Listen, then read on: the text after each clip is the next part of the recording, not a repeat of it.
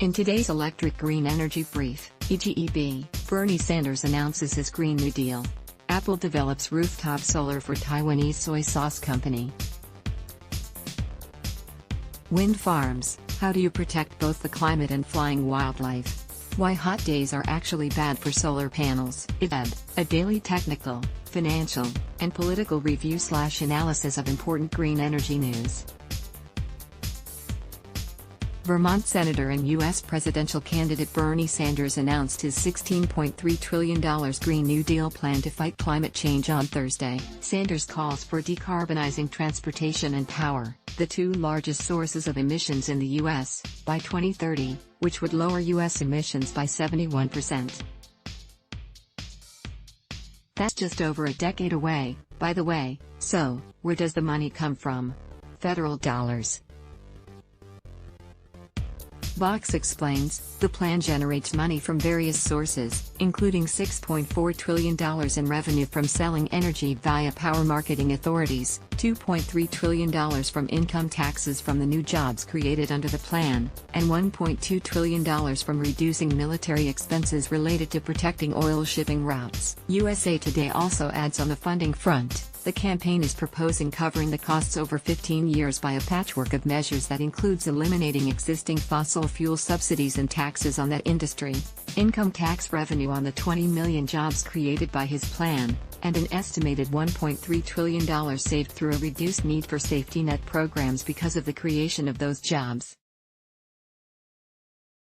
So what's the plan, then?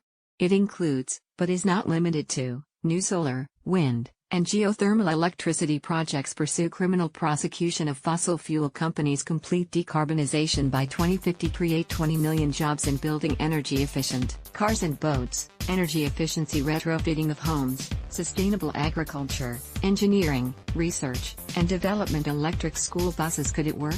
The only way it could if it's seen as tangible and achievable by your average U.S. citizen. Or, as Vox's David Roberts says, you develop a vision of politics that puts ordinary people at the center and gives them a tangible stake in the country's future, a share in its enormous wealth, and a role to play in its greater purpose. Then organize people around that vision and demand it from elected representatives. If you want bipartisanship, get it because politicians in purple districts and states are scared to cross you, not because you led them to the sweet light of reason. Sanders' proposal is big and bold. There will be a lot of skepticism from both sides of the aisle.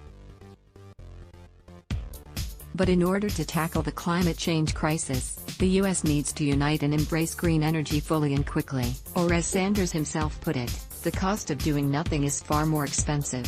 Apple Solar for Taiwanese soy sauce company. Apple continues its expansion of the use of solar energy. It's developing rooftop solar arrays for the Wanjiashan Brewery Company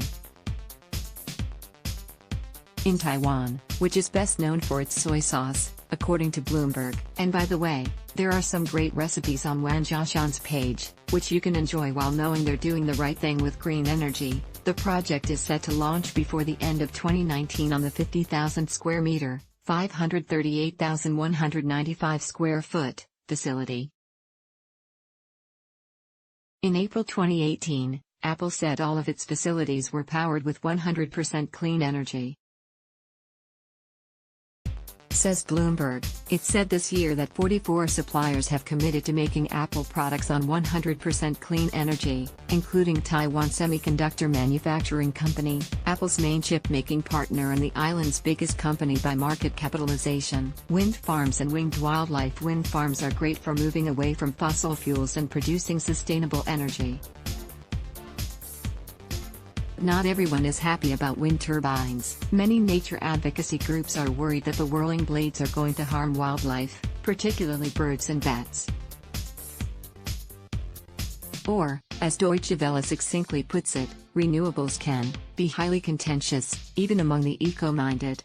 Cats still lead the pack among bird killers. Hey, it's their natural instinct. followed by birds flying into buildings and vehicles. But wind farms do throw up some contentious issues. Wind turbines are often cited as being particularly bad for birds and bats. Birds of prey, for instance, have a blind spot in front of them, and look down as they search for food. Collision with unseen giant blades can easily prove fatal. The towering structures can also force birds to deviate from their regular routes between breeding and feeding areas, meaning they have to travel longer distances, which can ultimately leave them with less energy to raise young. So how can we harness the wind and also protect wildlife?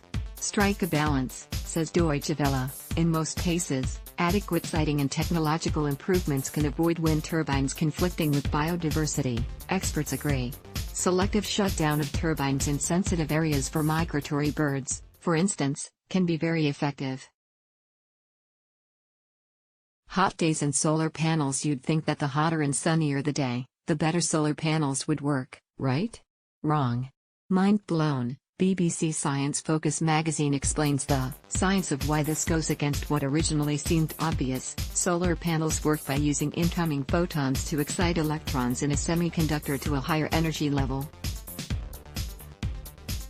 But the hotter the panel is, the greater the number of electrons that are already in the excited state. This reduces the voltage that the panel can generate and lowers its efficiency. Higher temperatures also increase the electrical resistance of the circuits that convert the photovoltaic charge into AC electricity. Modern hybrid solar panels are designed to suffer less from the heat, but they can still lose 10% of their rated efficiency on hot days. Yet another reason to slow that global warming, eh? Photo credit. Creative Commons/Photogism. Subscribe to Electrek on YouTube for exclusive videos and subscribe to the podcast. Let's block ads. Why?